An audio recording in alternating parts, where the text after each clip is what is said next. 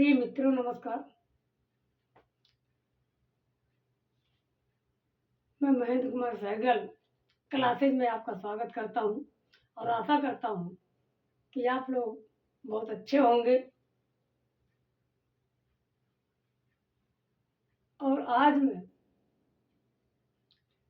विज्ञान के अंतःस्रावी ग्रंथ के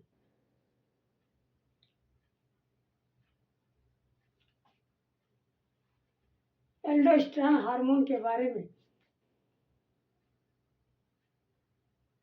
बताने जा रहा हूं, जिससे आपको समझने में या अध्ययन करने में बहुत अच्छा लगेगा। चलिए आइए मित्रों, हम अपने टॉपिक पर आते हैं। एल्डोस्टेरोन हार्मोन, इसके पहले हमने दो फार्मूला बताया था।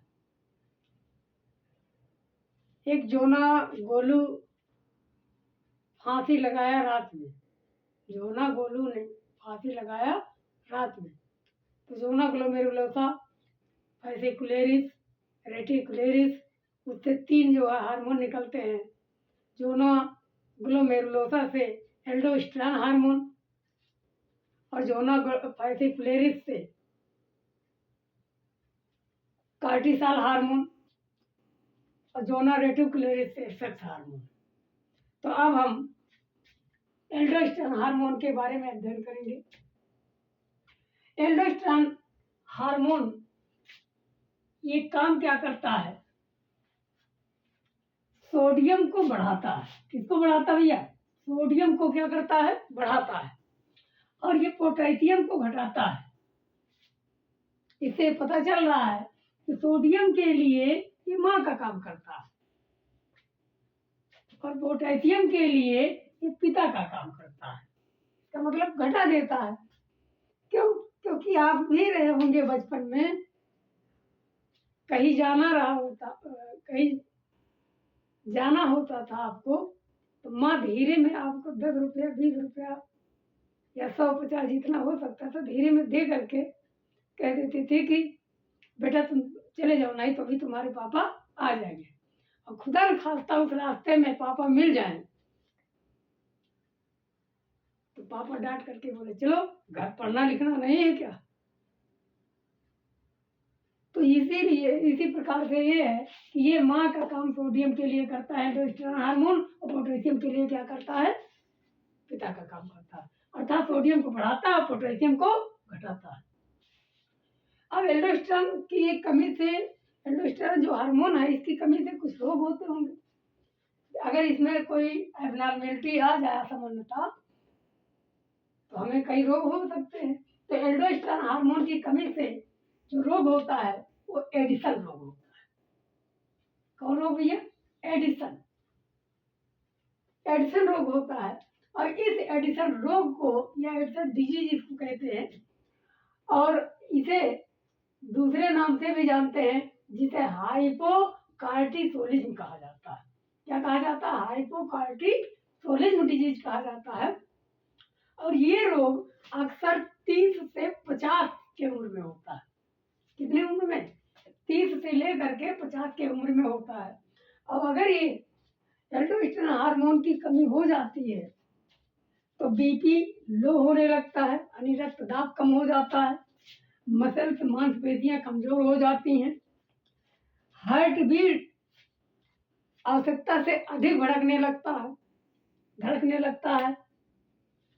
आवश्यकता से, यानी हृदय धड़कन जो होता है आवश्यकता से अधिक बढ़ जाता है। तो ये आपने जाना। तो एडिशन रोग को क्या कहते हैं? हाइपोकार्टिसोलिज्म रोग कहते हैं। इसमें होता क्या क्या है? कितने वर्ष में होता है? 30 से 50 वर्ष के बीच वालों को होता है। बीपी लो बताता है, बीपी लो हो जाता है, रक्तदाब कम हो जाता है, मांसपेशियां कमजोर हो जाती हैं, हृदय धड़कन जो रहता है सामान्य से असामान्य हो जाता है, अर्थात बढ़ जाता है। तो एल्डोस्टेरोन हार्मोन की कमी से हो गया रोग। और एल्डोस्टेरोन हार्मोन की अधिकता से होने वाले रोग कौन है? तो कुशिंग रोग होता है। अब कुशिंग रोग किसे कहा जाता है, इसमें क्या क्या होता है, इसमें भी इसे हम कुशिंग रोग को भी दूसरे नाम में हाइपर एल्डोस्टेरोनिज्म कहते हैं, हाइपर एल्डोस्टेरोनिज्म रोग कहते हैं। इसी को कान सिंड्रोम रोग भी कहते हैं। कौन रोग? कान सिंड्रोम। अभी बताते हैं कान सिंड्रोम है क्या।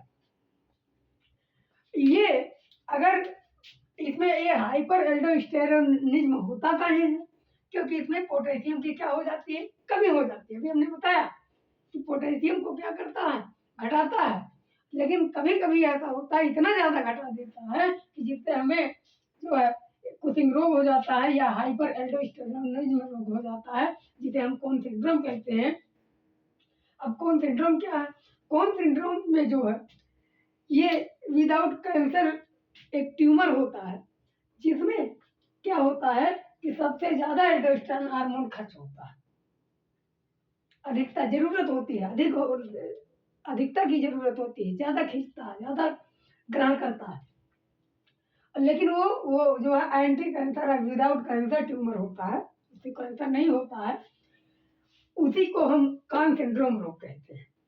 अच्छा, हाइपर एल्डोस्टेरोनिज्म रोग जो होता है या कुशिंग रोग जो होता है, उसमें होता क्या है, उसमें अधिक प्यास लगती है, बार बार पेशाब आता है, मांसपेशियां कमजोर हो जाती हैं। ये 3-4 लक्षण है कि अधिक प्यास लगती है, बार बार पेशाब लगता है, मांसपेशियां कमजोर हो जाती हैं।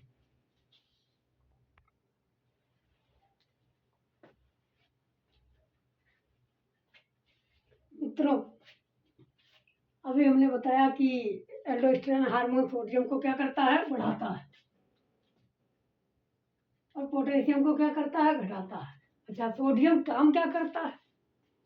सोडियम ब्लड प्रेशर को मेंटेन करता है, अर्थात सामान बनाए रखता है, और पोटेशियम हार्ट बीट को स्ट्रांग बनाता है, यानी हृदय धड़कन को मजबूत बनाता है। तो दो चीजें जाने रहो, जीवन के लिए भी जाने रहो कि पोटेशियम हार्ट बीट को मेंटेन करता है, हृदय धड़कन मजबूत बनाता है, स्ट्रांग बनाता है, और सोडियम ब्लड प्रेशर रक्तदाब को मेंटेन करता है, सामान बनाए रखता है।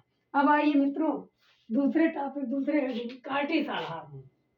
कार्टिसोल हार्मोन की अगर हम बात करते हैं, यह हार्मोन ब्लड में शुगर लेवल को मेंटेन करता है, अर्थात शुगर लेवल को क्या करता है, बढ़ाता है या घटाता है। जरूरत पड़ी तो घटाता भी है, बढ़ा हुआ है, और घटा हुआ है, बढ़ाता भी है। यानी शुगर लेवल को क्या करता है, ज्यादातर बढ़ाता है, जिसे, और शुगर लेवल का मतलब किसको बढ़ाता है, ग्लूकोज को बढ़ाता है। और ग्लूकोज जो होता है, ये इसी क्रिया को हम मेटाबॉलिज्म कहते हैं। कौन सी क्रिया कहते हैं भैया? मेटाबॉलिज्म कहते हैं, या उपापचय। और क्या काम करता है? सबसे मुख्य इंपॉर्टेंट चीज यहाँ ये है कि कार्टिसोल हार्मोन जो होता है हमारे लीवर में 100 ग्राम ग्लाइकोजन हर समय प्रेजेंट रहता है। बाई चांस कभी भी ऐसी स्थिति आ जाए, टाइम से खाना ग्लूकोज वगैरह ना मिले, तब क्या होगा? तो उस समय के लिए, इमरजेंसी कंडीशन के लिए 100 ग्राम ग्लाइकोजन वहां प्रेजेंट होता है, उपस्थित होता है। और ये हार्मोन क्या करता है कि यह हार्मोन लीवर में उपस्थित 100 ग्राम ग्लाइकोजन को आपातकालीन स्थिति में, अर्थात इमरजेंसी कंडीशन में, ग्लूकोज को, ये ग्लाइकोजन को ग्लूकोज में तोड़ता है। यह हार्मोन हमारे लीवर में उपस्थित जो 100 ग्राम ग्लाइकोजन है उसको किस में तोड़ता है, ग्लूकोज में तोड़ता है। और इसी क्रिया को हम क्या कहते हैं, ग्लाइकोजिनेसिस या ग्लूकोजनीकरण। इस क्रिया को क्या कहेंगे, ग्लाइकोजिनेसिस या ग्लूकोजनीकरण। तो कभी भी पूछे, और यही कारण है कि हम लोगों के समाज में कि जब हम कहीं रिश्तेदार के यहाँ या रिलेशन में जाते हैं तो वहाँ सबसे पहले हमको जो है गुड़, भेली, बिस्किट जो भी उपलब्ध जिसके रहता है वो ला के देता है। क्यों? क्योंकि ग्लूकोज जो है डायरेक्ट आपको ऊर्जा देता है, ताकि आप कहीं से थके हुए हों तो थोड़ा सा आपको रिलीफ मिल जाए। इसके बाद खाना पूछा जाता है। तो ये जीवन की सच्चाई है। वास्तविक जीवन में जो है यही सब है। तो चलिए मित्रों, आज मेरा विज्ञान का क्लास यहाँ समाप्त होता है। धन्यवाद सभी मित्रों को।